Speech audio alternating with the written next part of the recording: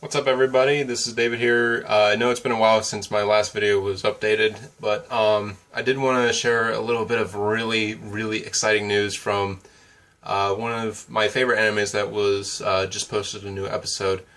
It was Outbreak Company, and before I actually revisited that episode, there was another anime that I had kept up with today for a short moment, just to try to get a clarification of what that was about. I believe that particular anime was called Mayura.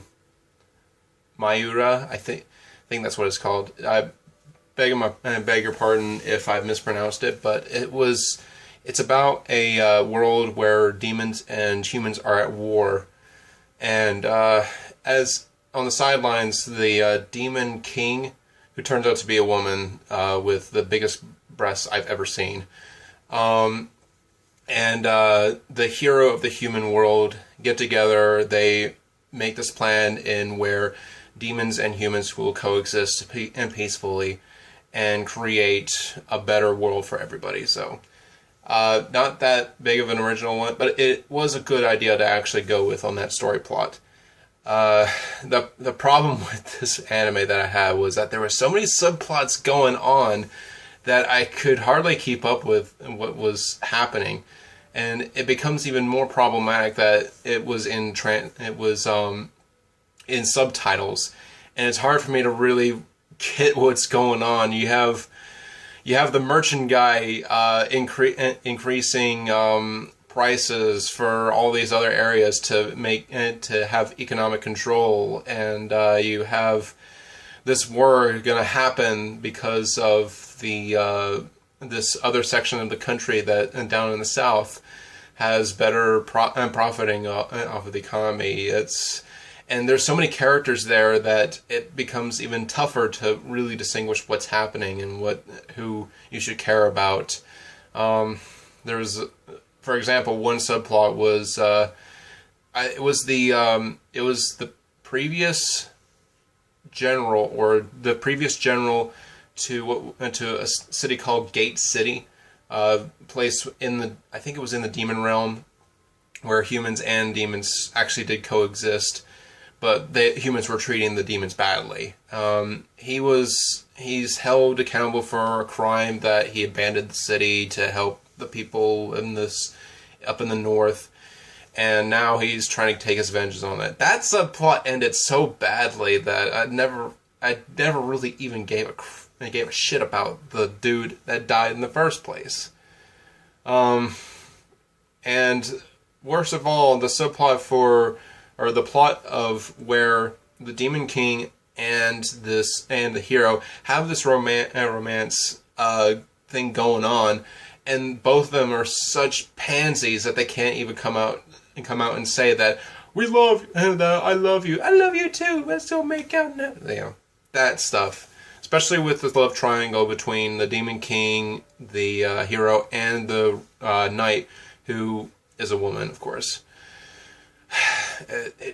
It's maddening that plot didn't end in the way that I thought it was going to end. It was so weak, but I was pretty mad at that point and just played video games to vent my frustration, and then I remembered, oh, Outbreak Company updated today. Let's go check that out.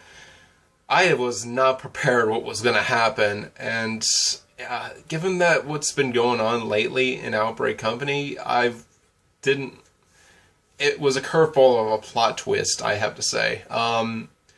I want to stress that this material that I'm going to say is extreme spoilers, so any fans of the show or new people that want to catch up with it, turn off this video right now, because what I'm about to say is going to shock everybody. As you know, the Japanese company with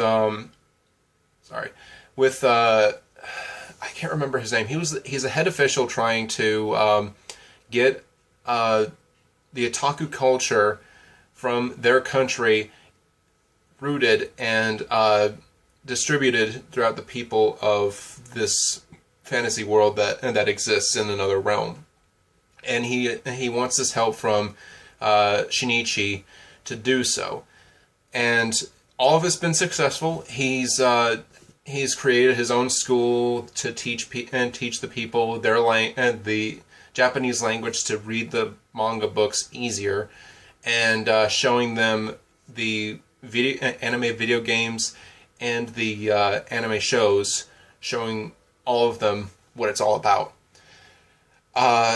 In one of the episodes, there was a group of people who believed him to be an invader of their culture, and tried their best to try to kill him off, or they couldn't figure out who was the orchestra of this entire thing going on.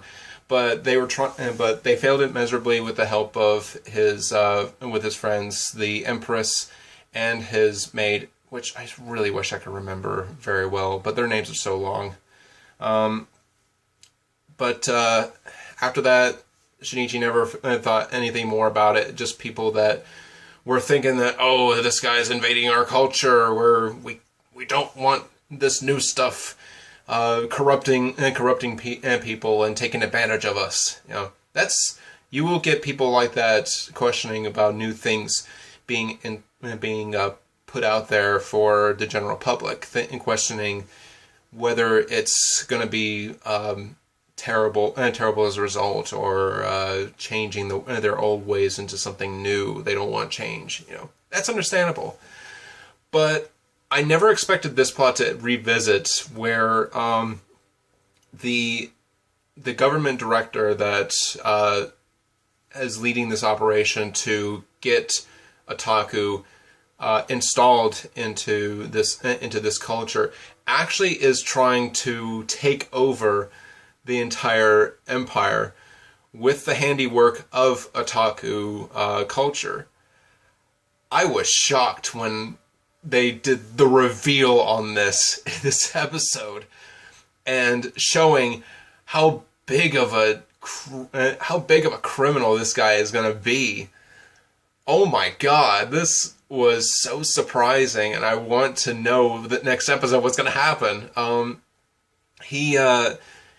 He eventually says that there is much value in this world that the Japanese people could use, such as the rings that can translate the person's language into the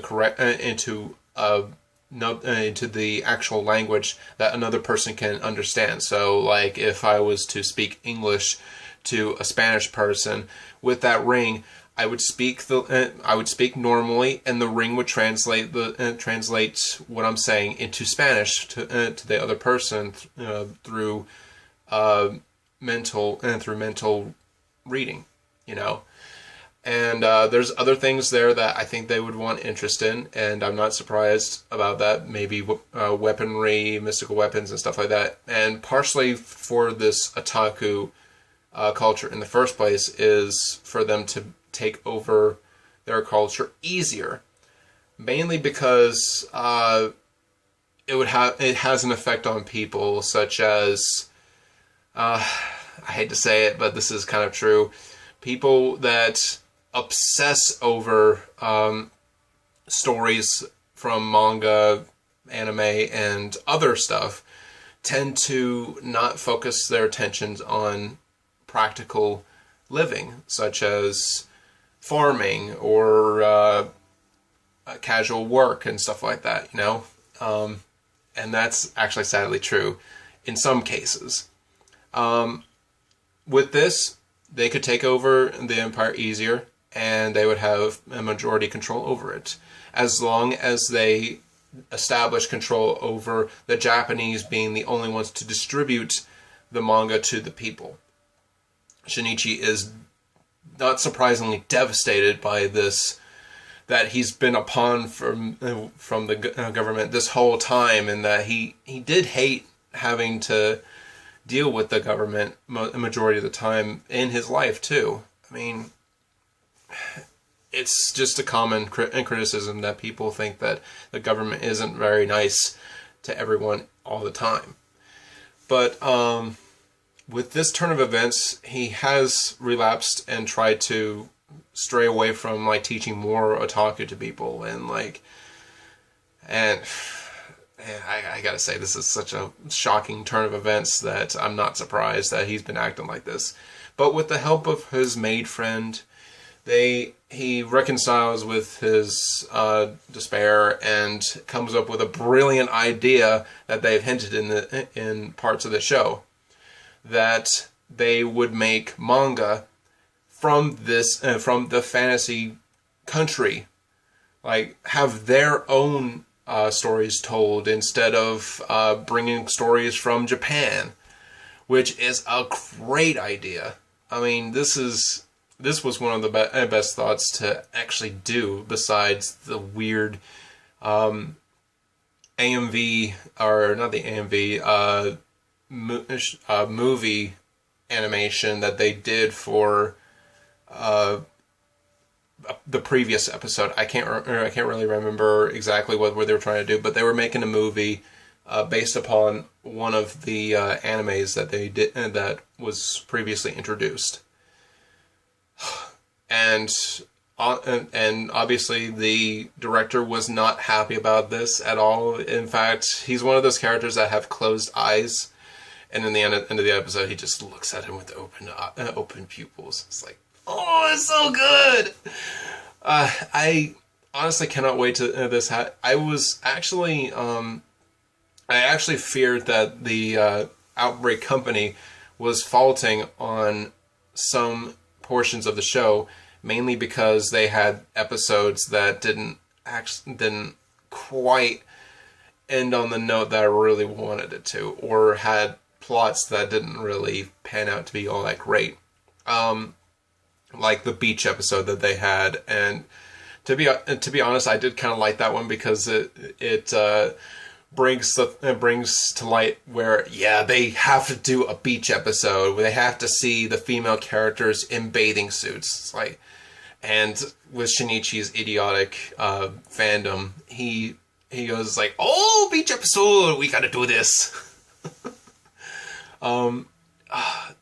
This show did have a slight downslope, but I think this episode really caught my attention again, and was like, yes, this is serious now. Let's get to the really good parts.